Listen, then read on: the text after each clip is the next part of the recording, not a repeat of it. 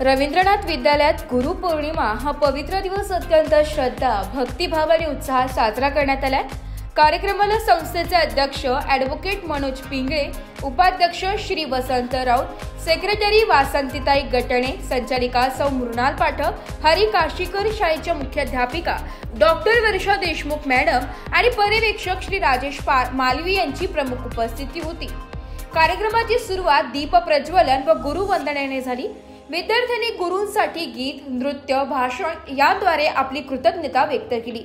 प्रमुख पाहुण्यांनी आपले मनोगत व्यक्त करत शिक्षकांचे कार्य व विद्यार्थ्यांचे कौशल्य यांची मुक्त कंठाने प्रशंसा केली आहे। मुख्याध्यापिका डॉक्टर वर्षा देशमुख मॅडम यांनी विद्यार्थ्यांना गुरु म्हणजे केवळ ज्ञानदाते नव्हे तर जीवनाचे मार्गदर्शक असतात असा संदेश दिलाय। संस्थेचे अध्यक्ष ॲडव्होकेट मनोज पिंगळे यांनी गुणवत्तापूर्ण शिक्षणासाठी शिक्षकांच्या समर्पणाचे कौतुक केले।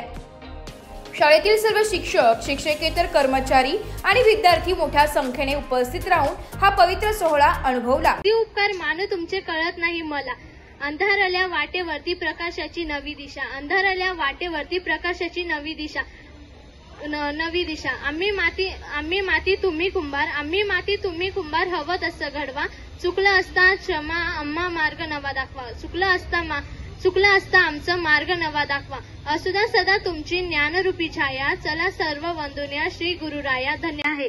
आज मी तुम्हाला गुरुपौर्णिमेबद्दल 2 शब्द सांगणार आहे, ते तुम्ही शांत चित्तीने ऐकावे ही नम्र विनंती।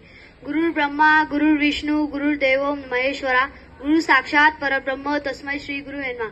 स्वप्नांना बघायला वास्तवाचे डोळे लागतात, स्वप्नांना जिंकायला यशाचे बळ लागते। स्वप्नांना बघायला वास्तवाचे डोळे लागतात, स्वप्नांना जिंकायला यशाचे बळ लागते। यशस्वी होण्यासाठी कष्टांचे प्रयत्न लागतात, त्या प्रयत्नांना बळ येण्यासाठी गुरूंचे आशीर्वाद लागतात। नाशिक लोकशाही न्यूज साठी कमलेश वाघ, नाशिक।